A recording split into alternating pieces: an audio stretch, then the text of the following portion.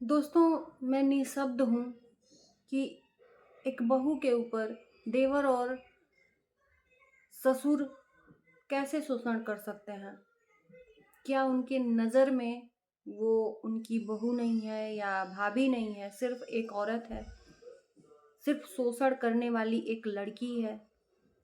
ऐसी हैवानियत कौन सी, ऐसी कौन सी गर्मी है मर्दों के अंदर जो अपने बहू को ही शोषण कर देते हैं। मैं उन मर्दों की बात कर रही हूँ, सभी की नहीं बात कर रही हूँ। बहुत सारे लोग हैं इस दुनिया में जो मिसाल कायम किए हुए हैं बहू को बेटी बना के, लेकिन ऐसे लोग भी हैं जो बहू के साथ शोषण करते हैं। मजबूरी में बहू को भी गंदे काम में शामिल होना पड़ता है। अब किस लिए मजबूरी में, मैं आगे बताऊंगी। हेलो एवरीवन, वेलकम है आप लोगों का हमारे वीडियो में। मैंने एक वीडियो देखा गोरखपुरिया का, जिसमें दो औरतें आई हैं। एक औरत को ससुराल वालों ने घर से भगा दिया, मायके गई। मायके में ये कह के भगा दिया गया कि अब यहाँ पे तुम्हारी कोई जगह नहीं है, तुम्हारा जो भी अधिकार है अब ससुराल में है। तो वो औरत जाएगी कहाँ आखिर। दूसरी ने बोला कि मेरे साथ ससुर और देवर गलत हरकत करते हैं, शोषण करते हैं। उन्होंने पूछा क्या पति भी? तो नहीं, पति चाहता है। तो एक औरत को और क्या चाहिए? मेरे मन में ये जहन में ख्याल आया था कि एक औरत को सिर्फ ससुराल में यही चाहिए कि उसका पति उसको प्यार दे, उसको इज्जत दे। बाकी ससुराल में चाहे जितनी भी जिल्लत आपको जिंदगी जीनी पड़े, आप उसको काट लोगे। पति साथ होना चाहिए। तो आखिर में वो शोषण क्यों सह रही है? जब पति आपको प्यार करता है तो आप उस चीज को क्यों सह रहे हो इतना? बहुत बड़ा सवाल है। एक बहू के ऊपर इतना अत्याचार क्यों? क्या बहू बेटी के नजर में नहीं आती है आपको? क्या अगर आपकी बेटी, जो लोग ये काम करते हैं, अगर मेरा वीडियो देख रहे हैं तो प्लीज आप लोगों से छोटा सा रिक्वेस्ट है कि क्या आप जो बहू के साथ में शोषण करते हो, उस बहू के जगह आपकी बेटी के साथ उसका ससुर शोषण करे तो क्या उसको आप एक्सेप्ट कर पाओगे? ये सोच के ही आप दूसरे की बेटी के साथ वो हरकत करना। और ऐसे ऐसे तो चलो बहू की बात छोड़ो ही, ऐसे ऐसे मैंने पिता भी देखे हैं जो अपनी बेटी का ही शोषण करते हैं। और इसी समाज में क्या बेटियां सिर्फ शोषण करने के लिए हैं? उनकी बात छोड़ो ही, जो इस समाज को ही गंदा कर रही हैं। औरतें भी कम नहीं हैं, मैं उनकी भी बात करूंगी। औरतें भी कम नहीं हैं। जब आप किसी को सह दोगे ना, तभी ऐसी हरकतें करोगे। आजकल वीडियोस देख रहे हैं हम भी, सरे बाजार ऐसे कपड़े पहन के निकलोगे या तो नीयत गंदी होगी। अब कुछ लोग कहेंगे कि आंखों में नीयत होती है, हमारे कपड़े में नहीं। लोगों के अंदर नीयत होती है। भाई कोई भी हो, ये समाज गंदा है, आप उसको सह दोगे तो वो गंदा होगा। उसकी बात कर ही नहीं रही हूँ, छोड़ो। मैं बात कर रही हूँ बहू की। आखिर में क्यों ऐसा होता है कि जिस घर में बहू लाचार हो जाती है, ना निकलने लायक रहती है, ना ही कुछ किसी से कहने लायक रहती है, एक बहू इसलिए शोषण बर्दाश्त करती है कि अगर वो पति से कही तो कहीं पति ही उसको न गलत समझ ले। क्योंकि ससुर और देवर तो उस पति के ही खून है। तो वो सबसे पहले अपने पिता पे विश्वास करेगा, ना कि अपनी पत्नी पे। हो सकता है कि अगर वो बोले तो ये बोले कि मेरे पिताजी तो ऐसे हो ही नहीं सकते। ऐसा अगर आपके साथ में है तो जरूर कमेंट में बताइएगा। ऐसा है कि नहीं? मैं अगर गलत कह रही हूँ तो बताना। कि एक जो बहू है ना, वो डर के मारे नहीं कहती अपने पति से, ये सोच के कि वो अपने पिता पे कभी विश्वास नहीं करेगा कि मेरे पिताजी ऐसा कर सकते हैं। और प्रूफ वो इकट्ठा नहीं कर सकती। एक बार के लिए देवर पे विश्वास कर लेगा पति, लेकिन पिता पे नहीं करेगा, क्योंकि वो उसका पिता है। वो कभी विश्वास नहीं करेगा, कोई भी हो। तो बहू चुपचाप ससुराल में सहन करती है। आखिर में क्यों सहन करना पड़ता है? अगर वहीं पे वो बहू अगर कुछ अगला कदम निकालती है, कहीं घर से बाहर जाती है, भाग जाती है, तो उस बहू को ही फिर किया जाता है कि बहू घर से भाग गई ससुर को बदनाम करके। मतलब एक औरत को किसी तरह से जीने का अधिकार नहीं है। क्यों?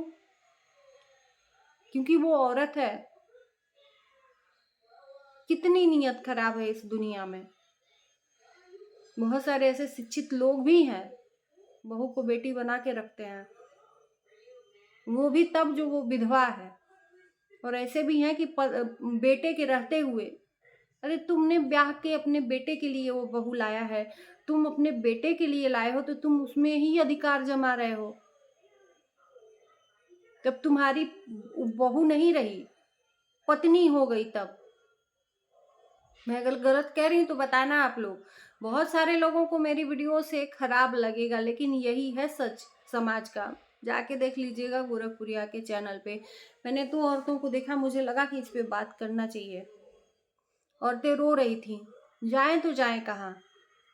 मायके से भगाया जाता है, ससुराल में ये हरकतें की जाती हैं, मारा पीटा जाता है। अगर वही बहू अगर भसुर देवर ससुर के मुताबिक नहीं रहेगी तो फिर उसके ऊपर लांछन लगाया जाएगा, बेटे के सामने उसको जलील किया जाएगा, बेटे के सामने बदनाम कर दिया जाएगा अगर उसके मुताबिक बहू नहीं रही तो। और ससुर भसुर के साथ शोषण में शामिल हो गई, उनके रंगरलियों में, तो उसके जैसा अपराधी भी नहीं है। एक औरत को अपने मान सम्मान के साथ जीना चाहिए। भले ही उस घर में आपको न जगह दे, भले ही आपका पति आप पे विश्वास न करे, लेकिन ऐसा कभी भी आप लोग कभी भी मत करना औरत होके। क्योंकि जब एक बार आप गिर गए ना उस दलदल में, तो फिर निकलना मुश्किल है। नीचे नहीं, ऊपर वाले को जवाब देना। आप अपने अंदर मानसिकता ऐसी सोच के रखिए कि क्या ये सही है कि एक तरफ मैं पति की पत्नी हूँ, दूसरे तरफ मैं ये कुकर्म में शामिल हो रही हूँ भसुर ससुर के। क्या रह जाएगा उस वो औरत नहीं, औरत को कहते हैं एक लक्ष्मी का रूप। औरत इसीलिए देवी मानी जाती। क्या आप देवी कहलाने लायक हो?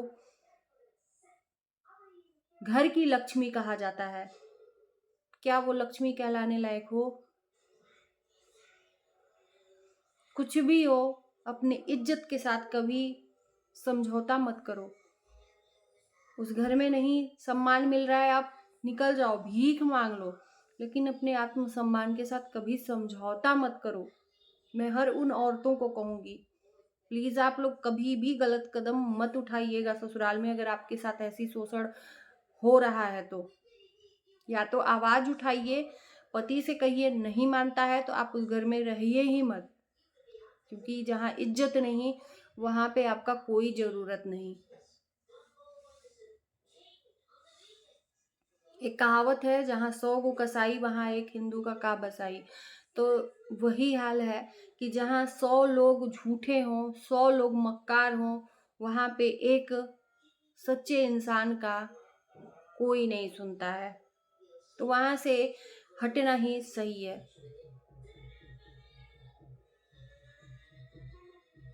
आज मैंने थोड़ा सा डिफरेंट वीडियो आप लोगों के बीच में ले आई कि आप लोगों को ये जागरूक होना चाहिए, हर एक औरत को जो जिसके साथ में ऐसा हो रहा है शोषण। जरूरी नहीं है यार, एक औरत सब कुछ कर सकती है। निकल के तो देखो, जब आप निकलोगे घर से ना, तो एक नहीं 100 राह आपके लिए आगे दिखेंगे। और घर में ही रहोगे, शोषण सहते रहोगे, ये सब सहते रहोगे, सोचोगे अरे मैं कहाँ जाऊंगी इस दुनिया में, किस तरह किसके सामने, नहीं, कभी नहीं निकल पाओगे। निकलो तो सही, रास्ते हजार मिलेंगे आपको। और जब रास्ते मिलेंगे ना, तो आपको चलने की हिम्मत भी मिलेगी। बहुत कुछ है इस समाज में करने को। तो इस तरह से अपने साथ गलत हरकतें और शोषण होने से अच्छा है आप निकलो, अपने लिए जियो। जो परिवार आपके लिए नहीं तो आप किसके लिए?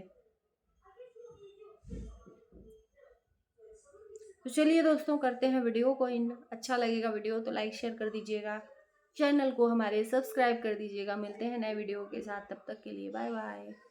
हेलो, इस नए चैनल में मेरा बहुत दिनों बाद वीडियो आ रहा है, तो आप सभी का स्वागत है एंड गुड मॉर्निंग। तो चलिए वीडियो की शुरुआत करते हैं। लखनीत फैमिली से एक बार फिर से कंट्रोवर्सी का सिलसिला शुरू हो गया है। इस फैमिली में ऐसा लगता है कि कंट्रोवर्सी से ही ये लोग जानबूझ के कंट्रोवर्सी करते हैं। अर्जुन रावत, लखन के पिता, उन्होंने लाइव में आके ऐसी कुछ बातें कह दी जिससे कि उनकी बेटी को लाइव में आके सबको कमेंट करना पड़ा। अब अर्जुन रावत ने ऐसी क्या बात बोली, लोगों ने इनसे पूछा कि कीर्ति क्यों लखन के घर में रहती हैं, क्यों आप लोगों के साथ नहीं रह रही, अब तो सब कुछ ठीक है। तो अर्जुन रावत ने, लखन के पिताजी ने ये बोला कि कीर्ति को दिखा के व्यूज ज्यादा आता है लखन को, इसलिए कीर्ति उन्हीं के पास रहती है और लखन कीर्ति को दिखा के व्यूज कमाता है। उस पे लाइव में आके कीर्ति ने जवाब दिया कि मेरे नाम से लखन कोई व्यूज नहीं कमाता है, मैं अपनी मर्जी से लखन के पास हूँ और मेरी मर्जी जब तक रहेगी तब तक रहूंगी, ऐसा कुछ। तो ये सब चीजें जा जा के फिर से आ रही हैं, इसका क्या ही मतलब समझा जाए। जो व्यूवर्स हैं यही कि बोल रहे हैं कि ये जानबूझ के कंट्रोवर्सी हो रही है, क्योंकि लखन बार बार चीजों को सॉर्ट आउट करने की कोशिश कर रहे हैं और लखन के पिताजी उसको बढ़ा रहे हैं या माता जी। मैं तो बीच बीच में मुझे लगा कि ये माता पिता ठीक है, बेटा अगर दूर है तो थोड़ा सा दिक्कत तो होती है माँ बाप को, लेकिन ऐसा नहीं करना चाहिए। अगर मेरा वीडियो देख रहे हैं अंकल जी या आंटी जी, तो मैं यही कहूँगी कि प्लीज़ आप लोग ऐसा चीज़ सामने मत लाओ सोशल मीडिया के। आप लोग गलत दिखते हो, आप लोग निगेटिव दिखते हो, आप लोग जो भी है सॉर्ट आउट करो अपने घर में, क्योंकि आप बड़े हो, आपका एक रुतबा है। आप कहीं ना कहीं निगेटिव चीज़ों में चले जाते हो तो लोग आपको हेट करने लगते हैं। यहीं पे रही बात ज्वेलरी को लेके, एक बार फिर से कंट्रोवर्सी हो गया है। भामू की दुनिया में ज्वेलरी की बात हो रही है, जिसमें भामू और पाई दोनों लोग बात कर रहे हैं कैंडी सैंडी से कि जो हम लोग ज्वेलरी देंगे बहू को वो हम ही रखेंगे, लेकिन मायके की जो भी बहू की ज्वेलरी आएगी उसमें मेरा कोई रोक टोक नहीं है, वो हम रखेंगे भी नहीं, ना ही हम किसी से लेंगे ना ही किसी को देंगे। और रही बात की जो ज्वेलरी वाली बात है, ये टॉन्ट क्यों मारा गया, क्योंकि नीतू के मायके से ज्वेलरी जो मिली थी करवा चौथ पे वो नीतू पहनती है अक्सर, लेकिन ससुराल से जो ज्वेलरी मिली है उसको कभी पहनते हुए नजर नहीं आई। तो हो सकता है कि कोई मनमुटाव हो, जो भी चीजें हैं वो ऑफ कैमरा हुई थी, लेकिन इन लोगों ने उस चीज को टोंटबाजी के तौर पे ऑन कैमरा बोल दिया। तो इससे कहीं ना कहीं दर्शक जो है लखन के फिर से यही बोल रहे हैं कि फिर से इस फैमिली में कंट्रोवर्सी का सिलसिला शुरू हो गया है। इस पे जो क्या नाम है उसका, रिक्की, लखन के छोटे भाई रिक्की ने भी आके कुछ चीज़ें खुलासा की हैं लखन के बारे में। जो बाबूजी थे उनका लास्ट टाइम जो टाइम था, लखन को देख के ही लास्ट उनकी सांसें गई थी, उसमें कुछ खुलासे किए कि क्या क्या लखन ने किया, भैया ने, मतलब इनडायरेक्टली इन्होंने सिर्फ और सिर्फ सीधा निशाना साधा है लखन के ऊपर। आखिर में एक इंसान कब तक चुप और बर्दाश्त कर सकता है। मैंने देखा है कि लखन अपने तरफ से ज़्यादा कुछ नहीं बोलते हैं, वो सॉर्ट आउट करने की कोशिश करते हैं और वहीं पे लखन फैमिली जो है, रावत फैमिली, वो कहीं ना कहीं उस चीज़ों को बढ़ावा देती नज़र आती है। और लोग इस टॉपिक पे बात करते हैं तो ये धमकी भी देते हैं और उनको उनका चैनल डिलीट करने के लिए बोलते हैं। तो मैं तो यही कहूँगी कि आप लोग सोशल मीडिया पे लाओगे तो आप किसी का मुंह बंद नहीं कर सकते हो। सोशल मीडिया है यहाँ पे, तो आपके हर एक कदम का निगाह रखती है कि आप कौन सा कदम कहाँ पे उठा रहे हो, कहाँ पे ले जा रहे हो, ये सब चीज़ें हैं। मैं यही कहूंगी कि प्लीज आप लोग ये सब मत करो, अच्छा नहीं लग रहा है। आप इनडायरेक्टली टोंटबाजी लखन और नीतू को बोलते हो, यहाँ पे दर्शक जो हैं वो समझ जाते हैं। और वहां पे लखन ने भी बहुत सारे कमेंट का जवाब दिया है कि थैंक यू, कि मुझे तो सामने आना ही नहीं पड़ता है, आप लोग खुद ही सलट लेते हो मेरे तरफ से। मतलब सीधे सीधे उन्होंने बोला है अपने फैंस को कि मुझे जवाब देने की जरूरत ही नहीं पड़ती है। फैमिली को जो उधर से कंट्रोवर्सी फैलाया जाता है, आप लोग खुद ही उसका जवाब देके सलट लेते हो। तो इस चीज को लखन ने पुख्ता किया है और मुझे लगता है कि ये कंट्रोवर्सी कभी नहीं रुकेगी जब तक कि लखन दूर बने रहेंगे अपने घर से। मुझे लगता है कि फैमिली में जब एक साथ रहेंगे तो फिर से वो फैमिली एक हो सकती है, लेकिन वो एक होगी ही नहीं। तो बस यही है रावत फैमिली से कि ये कंट्रोवर्सी क्यों फैलाई जा रही है। पैसे की तो कोई कमी है नहीं इस फैमिली में, यहाँ पे ये भी है कि अगर लखन बोलेगा तो भामू ने बोला है कि लखन के लिए मैं अपना ब्लॉगिंग भी छोड़ दूंगी, इतना मैं कर सकती हूँ अपने तरफ से। तो भाई सबसे शुरुआत तो पहले लखन ने की थी ब्लॉगिंग करने की। वहीं पे भामू की बात रही तो वो एक टाइम पास के तौर पे करती हैं, या जो भी है उनका, उनकी अपनी सोच है। और रही बात कि उनका तो खुद का बिजनेस है, खुद के घर का, और लखन का जो भी है वो यूट्यूब ही सहारा है, वो घर से एक पैसा भी नहीं लेते हैं। वहीं पे भामू ने एक चीज बोली ज्वेलरी को लेके कि हम न किसी बहू की ज्वेलरी लेंगे, हम जो भी लेंगे अपने पति की कमाई की ज्वेलरी लेंगे। तो ये सब चीजें क्यों आई सामने, मुझे नहीं समझ में आता। आप लोग बताइएगा जरूर कमेंट करके, और इस नए चैनल पे आप लोगों को कैसा लग रहा है मेरा वीडियो, जरूर ये भी बताइएगा। तो चलिए हम करते हैं इस वीडियो का एंड। अच्छा लगेगा वीडियो तो लाइक शेयर करिएगा, चैनल को थोड़ा सपोर्ट चाहिए आपकी तो सपोर्ट भी करिएगा। मिलते हैं नए वीडियो के साथ, तब तक के लिए बाय बाय। और एक चीज़ मैं जाते जाते बोलना चाहूँगी कि मेरा एक ब्लॉगिंग चैनल भी है मिस्टर मिसेस पांडे के नाम से, तो आप लोग उसको ज़रूर देखिए, जो लोग भी इससे जुड़े हैं।